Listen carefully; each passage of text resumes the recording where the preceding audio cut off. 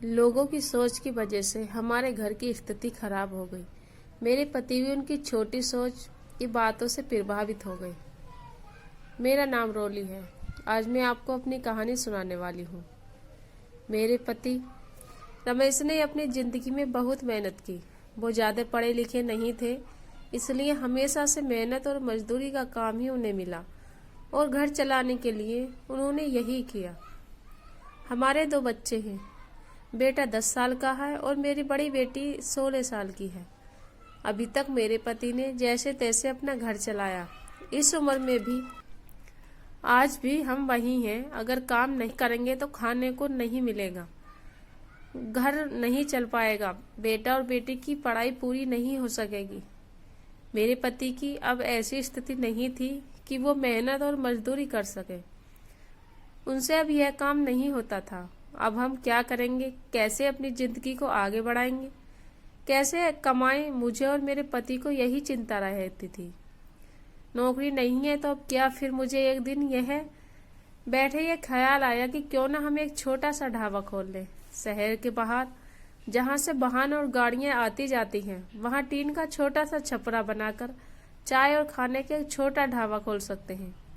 मैंने अपने पति से यह कहा। उन्होंने कहा कि दुकान खोलने के लिए पैसे। मैंने कहा टीन का छपरा लाना है, बस उसके लिए पैसे लगेंगे, बाकी सारा खाना बनाने का सामान हम घर से ही ले जा सकते हैं।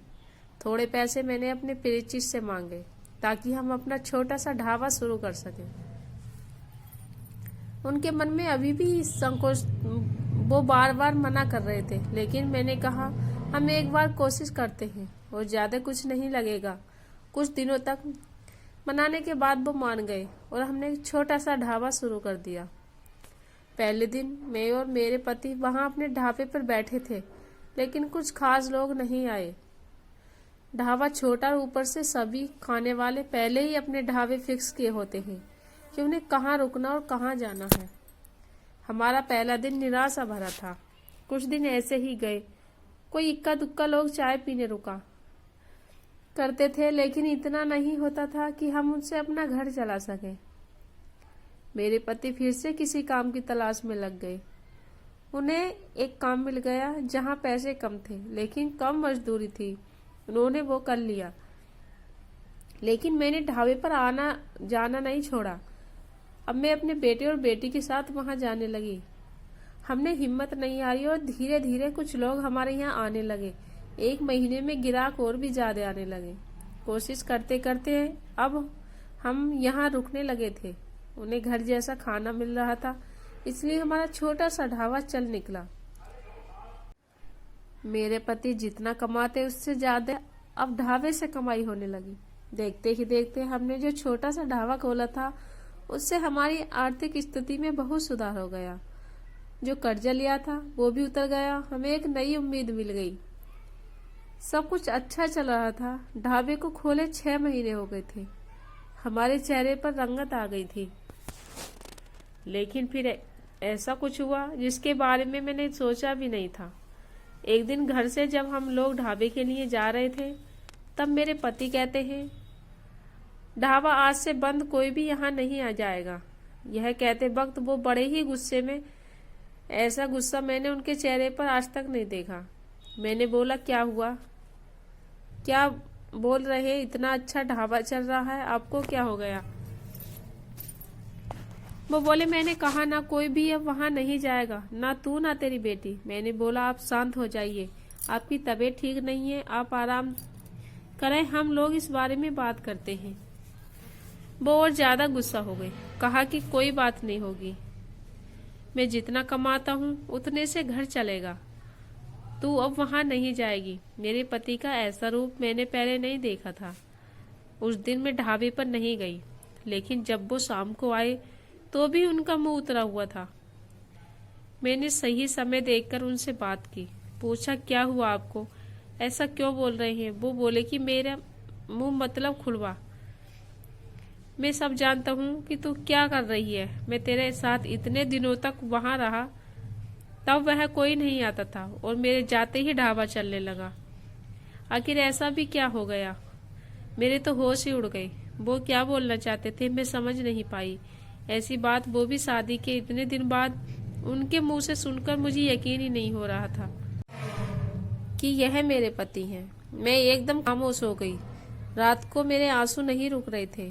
मेरे मुंह पर अब ढावे का नाम भी नहीं आया। इस तरह की बात सुनने के बाद मेरा अब कुछ करने का मन ही नहीं किया। उस दिन से खामोश हो गई। अब कुछ करने को कहने को बचा भी नहीं था। मैंने सोचा कि उनको कोई सफाई नहीं दूंगी, वो अपना काम करते रहे, लेकिन उनकी कमाई कम थी, उससे अच्छे से गुजारा नहीं हो पाता था। कुछ ही दिनों में जो पैसा जमा किया वो खत्म हो गया। करीब 3 महीने बाद ही उनकी तबीयत खराब हो गई और वो बिस्तर पर आ गई। काम नहीं कर पा रहे थे। मैं जैसे तैसे उन्हें संभाल रही थी। घर में जब पैसा खत्म होने लगे तो कर्जा लेने की नौबत आई। मैं चाहती थी कि कहीं किसी के घर जाकर खाने बनाने या बर्तन धोने का काम करने लगूं, लेकिन उनकी तबीयत खराब थी और मैं नहीं चाहती थी कि मेरी किसी बात से कारण वो फिर उसी तरह से बातें करें। एक दिन वो बिस्तर पर थे, मैं उनके लिए खाना बना रही थी। तब उन्होंने मुझे बुलाया। बोले, मैं जानता हूँ उस दिन की बात तुम्हें बहुत परेशान कर रही है, लेकिन और तुम्हें लग भी रहा होगा कि मैं तुम्हें ये कैसे बोल सकता हूँ, लेकिन वो शब्द और बातें मेरी नहीं थी। मैंने कानों में ऐसी बात आई थी, अपने रिश्तेदारी में ऐसी बात हो रही है।